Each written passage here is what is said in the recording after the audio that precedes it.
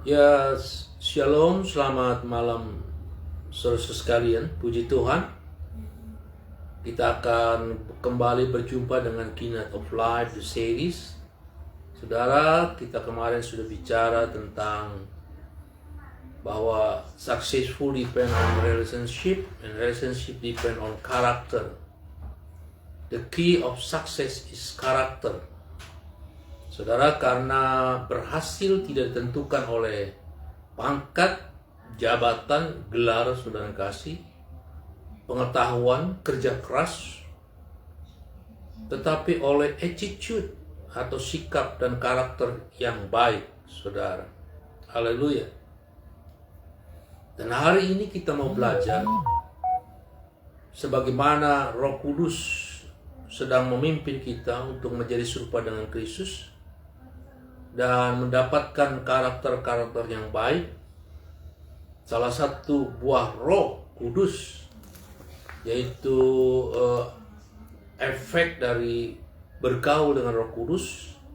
Kita mempunyai 9 buah roh, salah satunya adalah kasih. Dan saudara, hari ini kita mau belajar bagaimana kasih itu menjadi dasar dari segala karakter-karakter yang baik. Haleluya. Saudara, karena apa? Karena kasih atau mengasihi adalah suatu perintah. Dan saya yakin percaya ini paralel dengan keinginan Tuhan untuk kita menjadi orang yang berhasil. Maka ada faktor yang paling penting, yaitu kasih harus kita praktekkan, kita aplikasikan dalam kehidupan kita. Dan oleh karena itu Tuhan memerintahkan kita untuk mengasihi Tuhan kita dan mengasihi sesama kita. Dan itulah hukum yang pertama dan yang pertama, dan hukum yang kedua yaitu mengasihi kita saudara kasih. Mengasihi sesama manusia seperti dirimu sendiri. Dan pada kedua hukum ini tergantung seluruh hukum Taurat dan kitab para nabi. Dan kita saling mengasihi, dan ini menjadi motivasi bagi kita supaya dunia mengenal bahwa kita adalah murid Kristus. Jadi ciri khas sebagai murid Kristus adalah kasih, saudara. Yang kedua, kasih merupakan kebutuhan dasar manusia, bahwa mereka butuh pujian, mereka butuh perhatian, dan mereka butuh penghargaan. Yang ketiga, kasih adalah karakter yang paling penting dan utama dari semua karakter. Tuhan ingin kita berubah karakter kita, saudara. Oleh karena itu, di dalam Roma pasal 12 ayat 2, firman Tuhan berkata demikian, "Janganlah kamu menjadi serupa dengan dunia ini, tapi berubahlah oleh pembaruan budimu, sehingga kamu dapat membedakan mana kehendak Allah, apa yang baik, yang berkenan kepada Allah." Saudara, berarti kalau ingin mengubah karakter, kita membutuhkan kasih. Artinya kita harus punya kasih. Kalau kita ingin punya kasih, milikilah sumber kasih itu, saudara. Ya, siapakah itu? Yaitu Kristus Yesus. Dan Yesus berkata, Yesus telah lebih dahulu mengasihi kita dengan kasih yang besar, yaitu ketika Yesus mati di kayu salib bagi kita. Dan kita tidak boleh melupakan kasih yang mula-mula ini ketika kita berjumpa dengan Kristus. Saudara, semua kasih harus dilandasi oleh kasih Kristus. Haleluya, saudara kasih. Dan semua karakter pun harus dilandasi oleh kasih. Karena kalau tidak, saudara, semuanya menjadi kosong dan tidak ada artinya. Kasih yang keempat adalah kasih adalah yang terbesar. Dalam 1 Korintus pasal 13 ayat 8, firman Tuhan berkata, "Kasih tidak berkesudahan. Nubuat akan berakhir, bahasa roh akan berhenti, pengetahuan akan lenyap." Dan 1 Korintus pasal 13 berkata demikian, demikianlah tinggal ketiga hal ini, yaitu iman, pengharapan, dan kasih, dan yang paling besar di antara kasih. Saudara,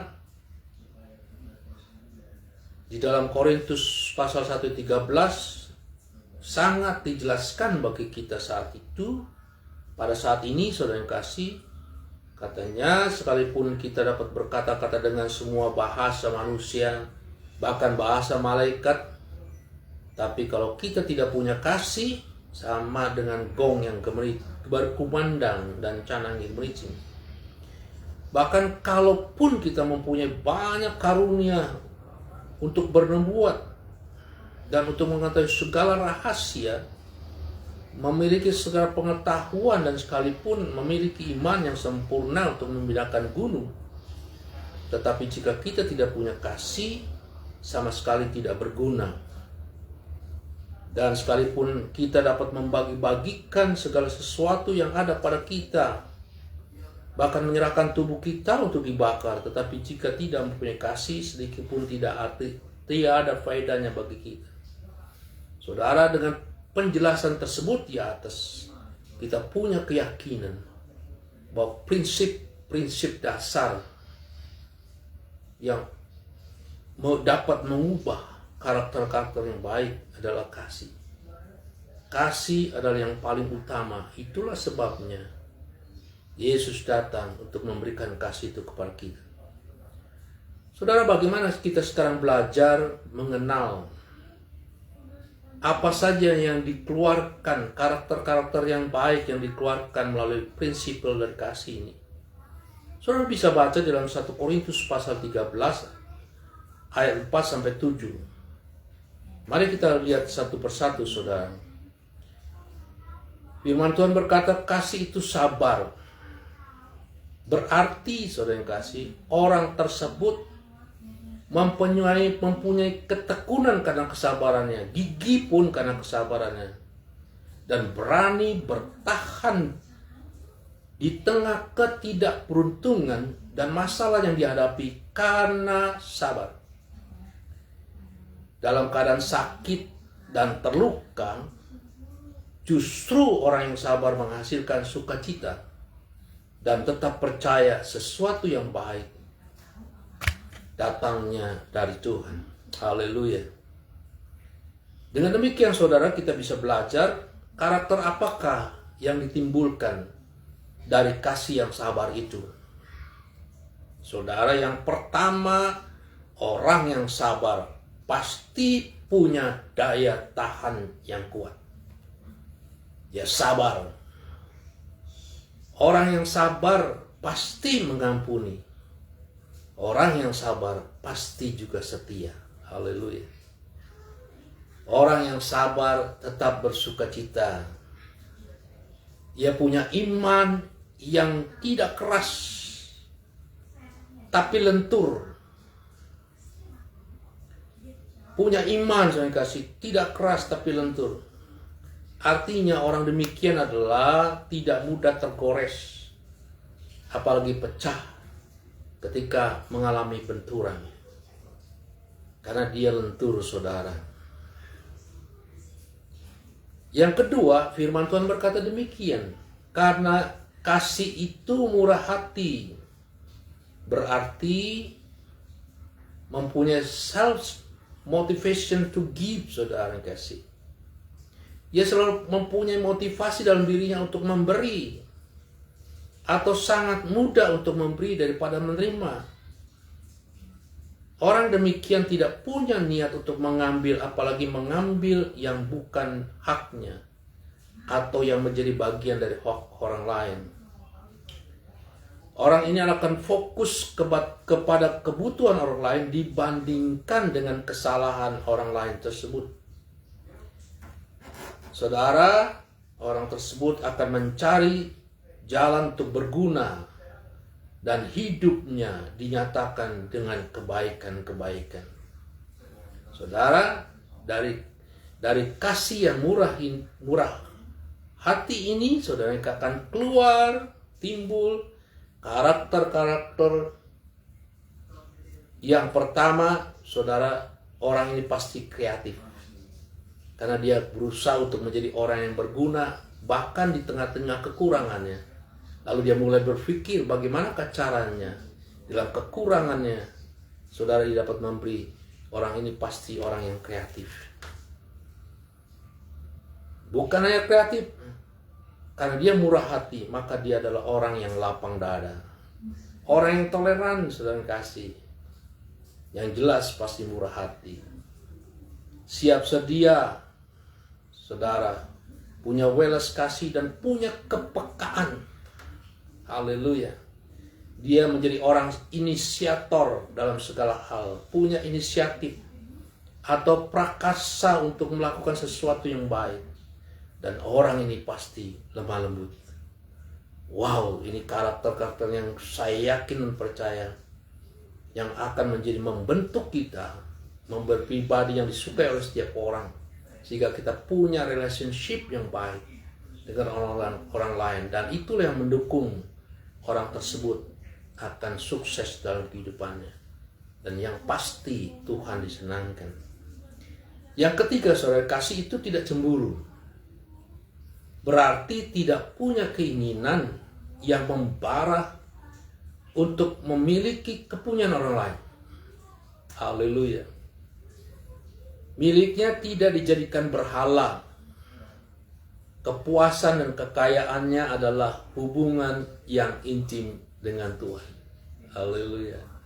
Itu yang menjadi nomor satu bagi dia, yaitu Tuhan. Orang-orang demikian, saudara, pasti mempunyai karakter-karakter yang selalu bersyukur dalam segala hal. Dan memiliki rasa cukup dan puas dengan apa yang dia nikmati dan yang dia punyai, saudara kasih. Orang-orang demikian tidak boros, dan dia akan paralel. Karena ketidakborosan itulah, saudara kasih, ia lebih baik memberi daripada menerima. Termasuk orang yang murah hati.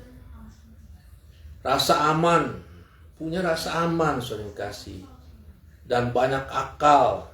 Karena kalau saudara ingin sesuatu, ia akan menggunakan akalnya. Haleluya. Dibandingkan dengan jalan pintas.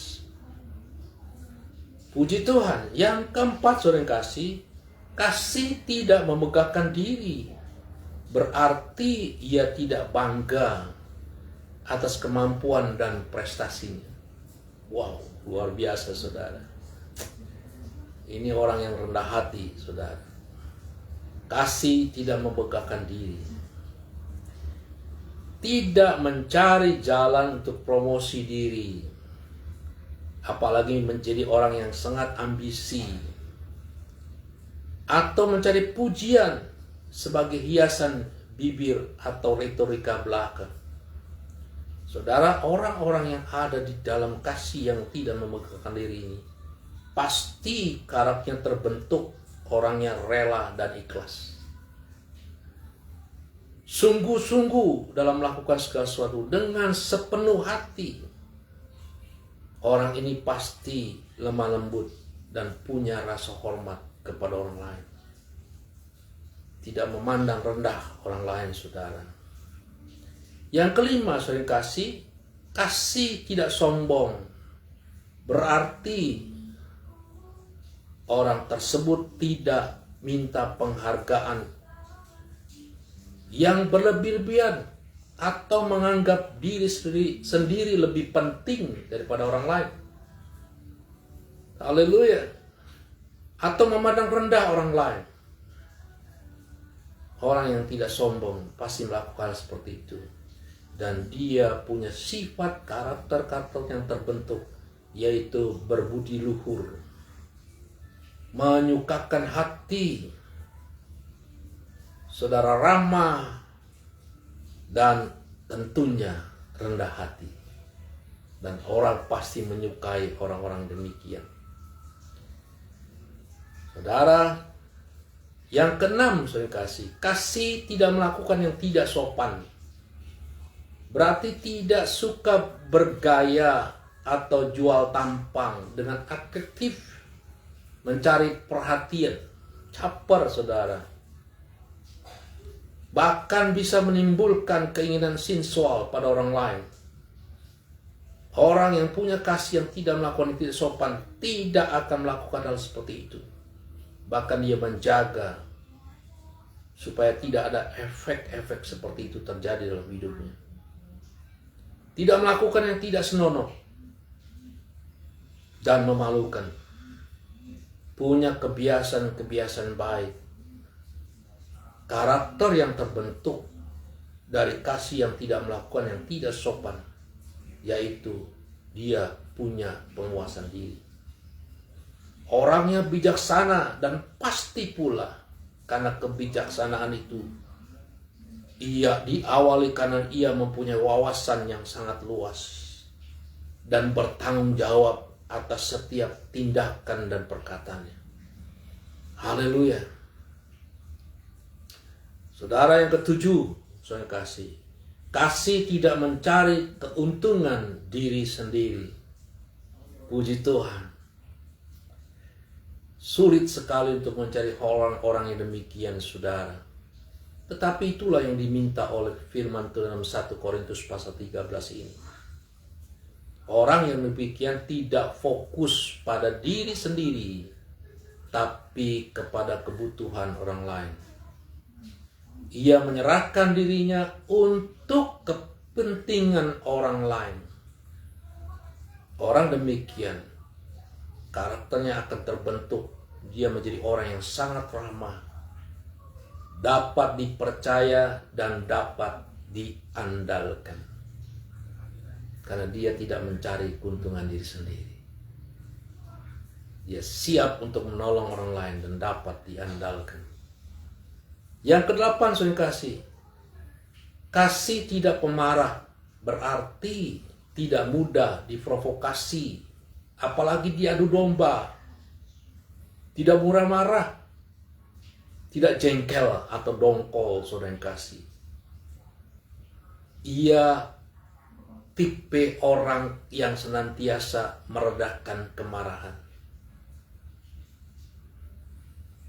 Tidak dendam pastinya.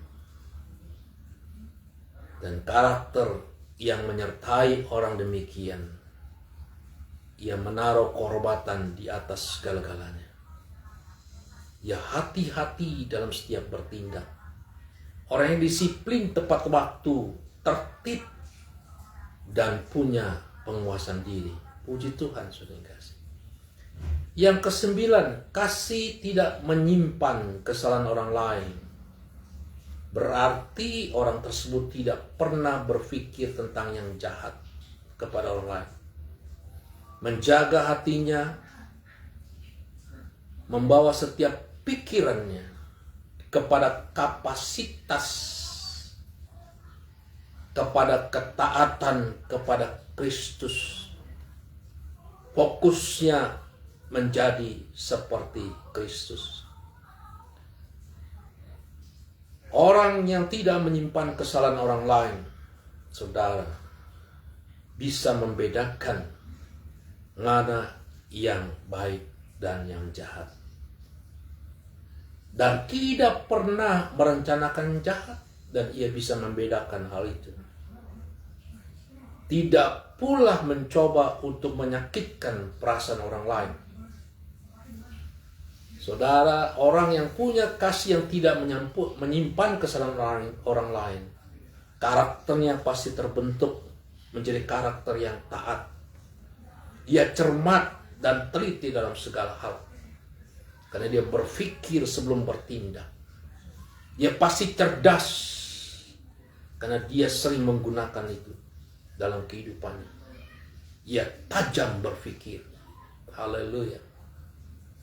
Yang ke-10, saudara kasih. Kasih tidak bersukacita karena ketidakadilan.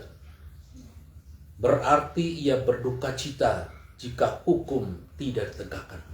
Haleluya. Tidak mengikuti keinginan daging, keinginan mata, dan keangkuhan hidup. Itulah orang yang selalu memandang hidup ini penuh dengan keadilan. Dan karakternya pasti orang ini adil. Yakin akan hidupnya, akan apa yang dia lakukan atas tindakannya. Dan punya kebulatan tekad yang kuat. Dia tahu apa yang dia lakukan adalah benar. Maka tekadnya sangat kuat. Saudara kasih yang ke-11. Kasih bersukacita karena kebenaran. Berarti saudara kasih, orang tersebut adalah orang yang kesenangannya adalah akan hukum Tuhan dan merenungkannya siang dan malam. Dan janji Tuhan, orang ini akan dibuat berhasil dan beruntung apa yang dilakukan dan kemanapun dia pergi. Ia akan berkata yang benar. Ia tidak pernah membagikan atau men-share yang hoax, saudara, tapi justru yang baik. Segala sesuatu diujinya kebenarannya itu. Saudara, orang-orang demikian adalah orang yang bergembira dengan orang-orang benar. Di tengah-tengah orang benar, itulah kerinduannya dan keinginannya. Dan itulah komunitasnya. Dan karakter yang menyertai, saudara kasih, orang yang bersuka cita kebenaran, ia jujur pasti. Ia adil, udah pasti. Yakin pada kebenaran dan bertindak berdasarkan kebenaran. Ia bijaksana. Saudara, dari apa yang kita sampaikan pada malam ini, kita percaya bahwa kasih membentuk karakter yang baik. Renungkan kembali saudara dari 1 Korintus pasal 13. Saudara akan mendapatkan hal-hal yang luar biasa tentang kasih. Mulai sekarang berbagilah dengan kasih. Saudara, karakter menciptakan hubungan yang baik. Dan hubungan yang baik membawa kita kepada kesuksesan yang sesungguhnya. Dan keberhasilan kesuksesan itu tidak tergantung kepada pengetahuan saudara, gelar jabatan, pengalaman hidup, bahkan seperti yang tertulis dari CV saudara, riwayat hidup saudara, tidak. Tapi keberhasilan itu sangat ditentukan oleh attitude dan karakter yang baik. Dan saudara sedang dibawa Tuhan untuk memperoleh itu semua. Tuhan memberkati kita semua. Mari kita berdoa. Bapa, terima kasih. Kalau malam ini kami kembali menyampaikan akan kebenaran firman Tuhan. Karena ada satu hal yang kami yakini, bahwa Tuhan ingin menjadikan kami semua anak-anak-Mu menjadi orang-orang yang berhasil, bukan hanya di dalam dunia ini saja, tapi kami berhasil mempersiapkan diri untuk menyambut kedatangan Tuhan Yesus. Bahkan siap pula untuk dibawa oleh Tuhan ke tempat-Mu yang kudus. Oleh karena itu, mari Tuhan berkati kami, berkati para pendengar dari acara, dari program Keynote of Life ini. Pimpin mereka Tuhan. Karena hanya Engkau Roh Kudus yang sanggup membawa kami untuk memperoleh karakter-karakter yang baik. Tahu yang baik, yang jahat, yang berkenan, yang tidak berkenan bagi Tuhan. Yang menyenangkan hati Tuhan. Terima kasih Bapa Surgawi. Dalam nama Tuhan Yesus Kristus, kami berdoa dan mengucap syukur. Haleluya. Amin. Puji Tuhan. Shalom. Sampai ketemu program selanjutnya. Haleluya. Amin.